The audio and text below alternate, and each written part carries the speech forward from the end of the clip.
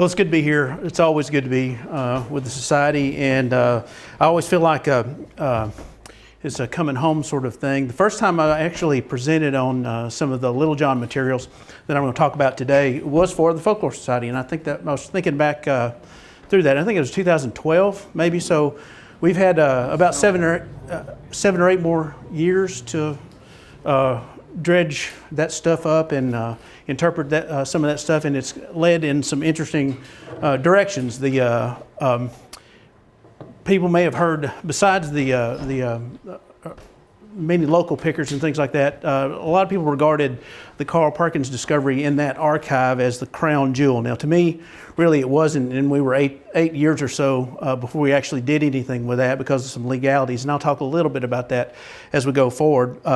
But I think what emerges sort of from this tale is interesting in a lot of ways. It's interesting. I've had a lot of opportunity to talk about sort of the influences on Carl Perkins and how he happened to be where he was and how he happened to get that particular sound. I've had an opportunity to write about some of that sort of thing, and the obsession with that I found has been really about the African-American influence in Carl's music, and I'll talk a little bit about that too. But I've talked a lot about that, and I've really said everything I can say about that in the last few years. So I want to talk about another aspect of his early work and his development as an artist, and that's the fact that he was just a picker, or was so regarded by the people in my neck of the woods for many years before he was Carl Perkins. The organization that let me do this and has tolerated me for 20 years is Arts and McNairy. I always have to give that plug that I've been the recipient of a lot of good advice through that organization. I have been sanctioned on many occasions. No, you can't do that by that organization, but it's all been good for me. Many people in this room were instrumental in a lot of ways. Roby was the gift that kept on giving at the Arts Commission anytime we needed money for any of these projects. So that was wonderful, and he didn't make me jump through every possible hoop to get it. And so had a lot of friends that have helped out. One of the best things that happened to me early on when we were working with this organization and doing a lot of good work in the community was we began to look at our founding documents, which talked about preserving and promoting cultural strengths, and realized we hadn't done anything. And one of the best things that ever happened to me is when I asked Roby one day, and he goes, "Yeah, no, you need to talk to Linda Caldwell, Donald Fan, some of those people," and actually connected me with a lot of people who were involved in Folklore Society at that time and have continued to be. And so that was one of the best things that ever happened, and that all happened through the work I was doing with this organization, out kind of scratching around in the cultural attics and basements in McNairy County. This is the Carl Perkins that everybody thinks of. When I think of Carl Perkins, the gold top Les Paul, that's cool as you can get, right? And the band and the cat clothes, this is Carl Perkins' blue suede shoes fame. And that's what everybody thinks of when they think of Carl Perkins. There are a couple of stories, there are a couple of narratives that are told about Carl Perkins coming to this point, and most of those stories about Carl Perkins stop right here, okay? And he had an interesting career afterwards. Wrote a lot of great songs in country music. Toured with Johnny Cash for many years. Did great work in our neck of the woods. If you ask people younger than say 30 about Carl Perkins, they'll say, "Oh, you mean the child abuse prevention centers." There's a vast network of child abuse prevention centers across West Tennessee that bear his name because of the philanthropic work that he did, okay? So he had an incredible life and career, but as far as most people are concerned, the story stops here, okay? And there are some interesting narratives that get us from Carl Perkins, from Tiptonville, Lake County, to Madison County to here.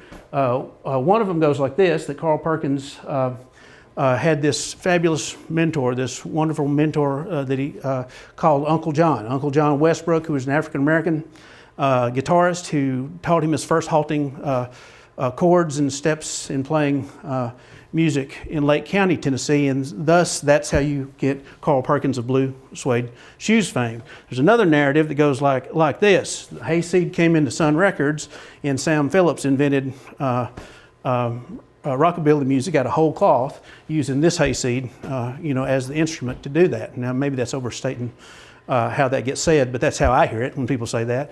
Both those narratives, okay, have some truth in them, but they're both very much incomplete. And so a lot of the stuff that we were able to do, scratching around in McNairy County, Madison County, Chester County, Hardeman County, and Southwest Tennessee, let's say, and even in the North Mississippi, tells a little bit of a different story and fills in some of those gaps. Where I got this title was we were doing interviews very early on.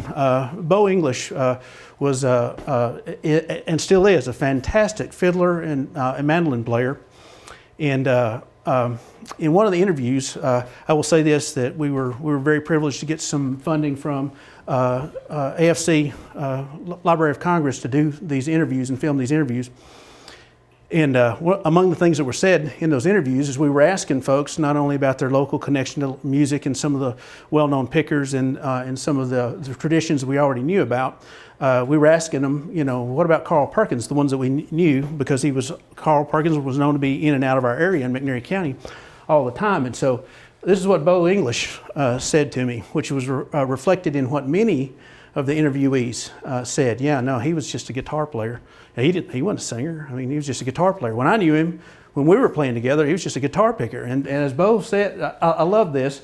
He says he was a good guitar player. In later years, he started singing. He was good. Well, thanks, Bo. He's good. He's okay. Carl, he's pretty good. And so we got this a lot, but I thought it was pretty striking the way he said it. No, he was just a picker. I mean, and this was a very common experience that he had. Well, here's the band. This is Arnold English and the Dixie Hayriders. That's around 1959 or so. So a little bit later than our period, but this is Bo here. He's a mandolin player. His brother Arnold in the center. They were the hottest bluegrass band in Southwest Tennessee, a lot of West Tennessee at that time. Arnold actually died in a plane crash in '62, and sort of put an end to that. But they were the hottest band going at that time, and they had radio gigs in Corinth, Mississippi, and Jackson, WTJS in Jackson, and this is where Carl Perkins would play with them. And he would come in, and they had a regular radio gig, and he'd come in and sit in with them and play, and just played guitar. Didn't sing, as he said, but of course, later they began. This is Peck Boggs on the lower left there. They began to sing, and this is now the Hatchie Bottom Boys, which Roby may remember. Was still an active band in our area. That up until just a year ago, 3 of these guys were still living and still had a band that were playing in our area. But these are the sort of people that Carl Perkins was playing music with until about 1950, 51 or so. And so that was happening down in McNairy County. Here's another great photo, looking a little bit more like the Carl Perkins here that we might think of. I always say this is a famous photo. This belongs to the Jackson Sun, this photo does. But this is 1951. This is a hardware store opening in Jackson, Tennessee. And I've always said that the folks in this photo tell more about Carl Perkins than Carl Perkins in this photo. On the left over there is Ramsey Kearney from Bolivar, Tennessee, Hardeman County. He was something of a country music prodigy. He had a radio show when he was still 15 years old in Jackson, Tennessee. He had Carl on, and they would pick and play together a little bit. That's his brother right behind him on his left, over his left shoulder there. And these two gentlemen here on the right are McNairy County natives, Benny Coley and Lindsey Patterson. Benny's still alive. He was inducted 2 years ago in the McNairy County Music Hall of Fame. Still getting it done. He's still a fantastic mandolin picker. Idolized Ira Leuven. Many of you probably know the Leuven brothers fame. A fantastic mandolin player. And he's still playing. Lindsey, still alive too. He made a Church of Christ preacher about a few years after this photo was made, so he swore off instrumental music entirely. Okay. Now I'm told he still does play in the basement some, but only secular songs. Okay. I was raised Church of Christ, so y'all can laugh. It's okay about that. So again, the photo here gives you some idea of what was happening in 1951 with Carl Perkins. There's no R&B going on in that photo. I'm pretty sure there's no blues or R&B happening in that photo. Again, a little bit more like what we expect out of Carl Perkins here, but also still pretty telling. Ramsey Kearney, the same guy in the other photo on the left there, Ed Cisco and Selmer, and you see Carl on the right. What I want you to remember about this is that at the Knick-Knack Cafe, and this photo was made in 1949. Now, this actually photo comes through Ramsey Kearney there, but the Knick-Knack Cafe was a little, well, it was a redneck bar on the south side of Jackson, Tennessee. Not quite a honky-tonk. They sold beer and gas and whiskey and plate lunches, okay? It really, if they had a bait shop lean-to on the side, you're in business, right? In West Tennessee, that's all you really need. That's also a very early photo that was sort of dredged up, Carl. And then down a little closer to home in my neck of the woods, some of you may recognize that building. That's a 1943 photo of the Latta building in Selmer, Tennessee. Car dealership, obviously, Ford Motor Company car dealership. That's now our cultural center in McNairy County. And some of you guys have been there. I think the presentation I mentioned in 2012 was in that building, and that building was still paint drying when we had that in that building. Why is that significant? Well, this is what it looked like on the inside on a lot of weekends. Earl Latta, who owned the dealership, was a musician. He was a mandolin player. His mother was a dulcimer player, came from a musical family, and he loved Ford motor cars and he loved music. And the last bulletin article, which Brent was gracious enough to publish, details a lot of this history, so I won't go into it. But this is one of my favorite photos. This has become a really a very iconic photo for our neck of the woods because of all the people that are in that photo. This is typical of a Saturday night jam at the Latta building, which went on from the mid-40s up until about 1960 or so. And so some of the folks that I've already mentioned and talked about, Arnold English here at center with at the microphone apparently. Next to him, Elvis Black here. Remember that name? I'll talk about him just a minute, and I could point out several of the other folks. This is Benny Cawley, the one I just mentioned, the mandolin picker, and then this is Bo English when he was still just a mandolin picker.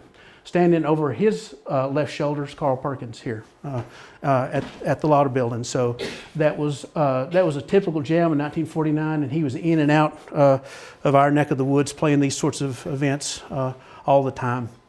The last figure I'll point out to you, which is highly significant, I'd like to talk about all of them, but here's Stanton Littlejohn, who is actually a fiddle player, an amateur sound audio guy, and undoubtedly it was in this environment, as Bo English talked about on one occasion, that Stanton Littlejohn encountered Carl Perkins for the first time, and that's a pretty significant piece of the story. Again, probably no R&B happening in this photo. Okay, if we could go into the history of a lot of these fellows and a couple of the ladies, you see a couple of accordion players there, which was a strong tradition in our neck of the woods too. A couple of really first-rate women accordion players, which I think is interesting. If we could go into the history of all those folks, none of these became rock and roll or R&B stars, okay, save one. Okay, this is what Bo again said in the later part of that interview. He was talking about recording. The Dixie Hayriders, the band that he and his brothers formed, recorded on multiple occasions with Stanton Littlejohn. I'll talk a little bit about Mr. Littlejohn for just a minute. He was talking about the fact that he was playing on the radio with them a lot. Carl Perkins was playing with the Dixie Hayriders a lot on the radio, and he said, I'm pretty sure that it was Arnold, his brother Arnold English, who introduced him to Stanton Littlejohn, and that became a very significant thing. That's Mr. Littlejohn. That's in his home in 1951 in Eastview, Tennessee, just south of Selmer, near the Mississippi state line. I love this photo for a lot of reasons. One, he chose to photograph himself. This is a self portrait.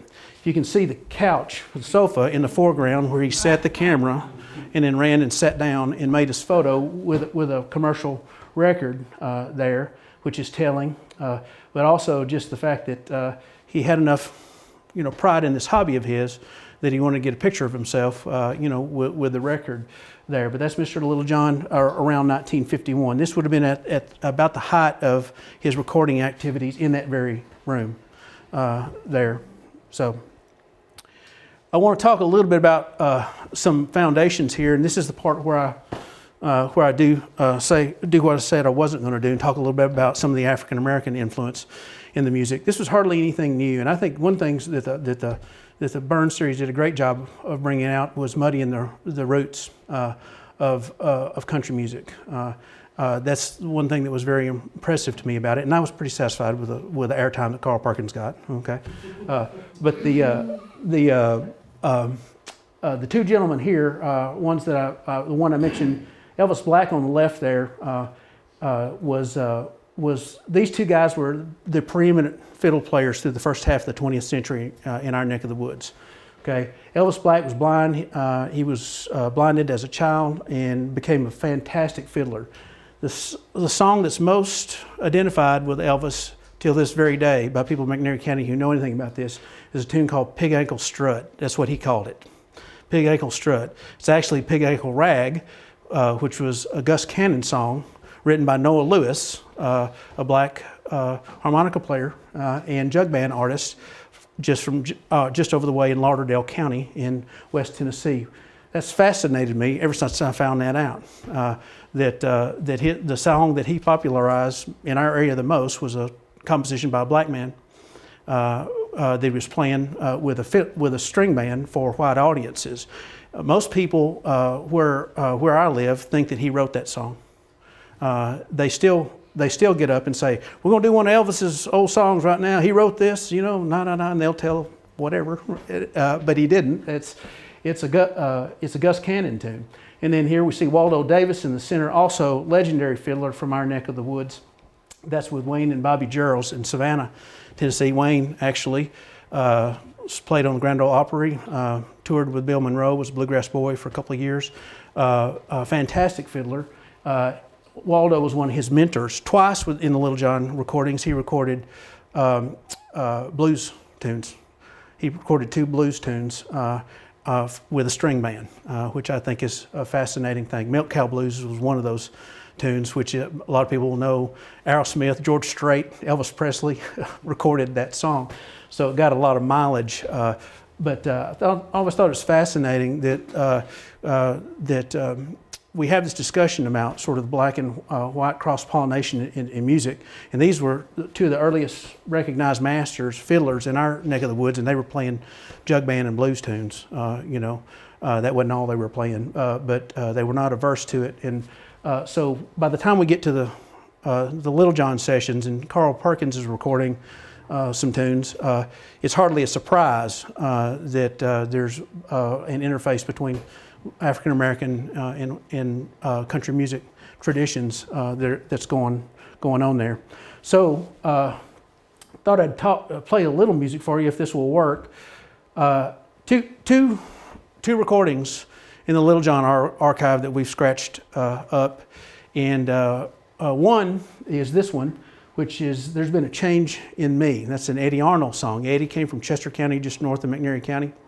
And probably accounts for why he would be recording this song, but it was very early. The song had just been released, and so we have Carl playing this. And on the flip side of this, and I think this is also telling, this is with a band called Southern Playboys, and on the flip side is Carl Perkins with the Southern Playboys playing Devil's Dream, the old fiddle tune.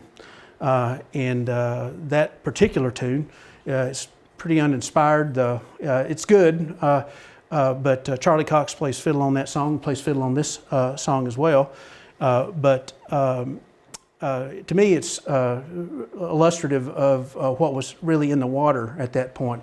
If Carl Perkins was going to be playing at any of these events that we've just looked at, he had to have a pretty wide familiarity with vernacular music, country stylings and tunes and that sort of thing, and that's exactly what he was doing. Let's listen to a little bit of it.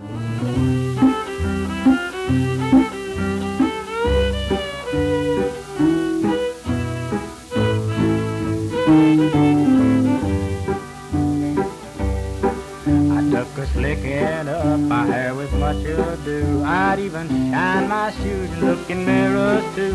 Until my mammy said, why son, it's true, Carl, there's been a change in you. You may notice at the end of the verse he says his name. That there's a funny story about that. Those two versions that I mentioned on the front end of how Carl Perkins got to be Carl Perkins, there are a lot of people who are very emotionally invested in those versions of those stories. So when I first played this song for some family members of Carl Perkins, the first time they'd ever heard it, that's not my dad. He says his own name, and it's clearly Carl Perkins to anybody who has an ear to hear. That story changed later on, but that illustrates that there was a lot of investment in the blue suede shoes, Carl Perkins, and not in this Carl Perkins. I might also add, while I'm here, that Martin Fisher prepared that wonderful audio sample and retrieved that from the dustbin of history. So we could have never done any of this without Martin. Sounds a lot like Ernest Tubb. Yes, you're not the first one to notice that. In fact, Jay Perkins did a lot of the singing in the early Perkins Brothers bands, and he was clearly just doing Ernest Tubb. He was just clearly doing Ernest Tubb. The other one, which represents the other side of this story, is this one. The B side of this is Good Rockin' Tonight, and this one is Wine Spody Odie. I won't go into the history of those tunes, but they're late 40s R&B and jump blues tunes recorded by African-American artists. This one, actually, Wine Spody Odie, put Atlantic Records on the map as an African-American label. This was Stick McGee and Brownie McGee. Was a big hit for them, at that time, and released I think in '47 and then again in '49. Really popular tune at the time. By the time Carl Perkins got to Eastview and recorded this song and Good Rockin' Tonight, they were well-known songs. This is full 2 years before either one of these songs were recorded at Sun Records. Okay, so let's listen to a little bit of that. Down at that knick-knack where everything's fine, all them cats keep drinking that wine, drinking that mistily soda light. When they get rough, start fighting all night, drinking wine, spooty, yoda, drinking wine, pop, pop, wine, spooty, yoda, drinking wine, pop, pop, wine, spooty, yoda, but it passed that vodka perk. Hey, but it's wine, wine,